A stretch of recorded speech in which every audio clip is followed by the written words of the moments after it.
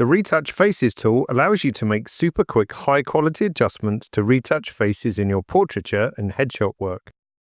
It can be used equally well as you shoot, automatically copying the retouching from the previous image to the next, or in post-production. Let's start by removing some blemishes.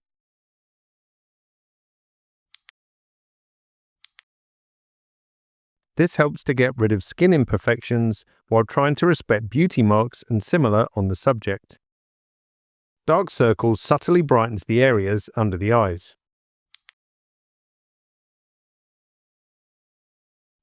Use even skin to even out contrast differences on larger surfaces of the skin while retaining texture and highlights. Amount evens out the differences. To reduce skin texture, apply a negative value and vice versa.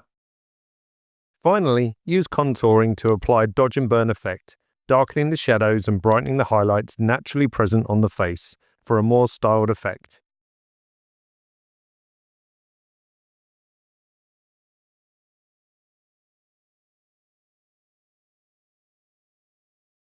If you're working on an image with more than one person, they can be edited as a group or individually. Tap here to select all faces or an individual.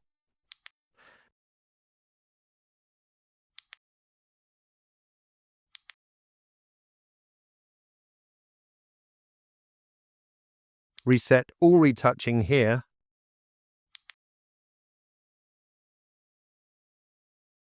Or for each individual.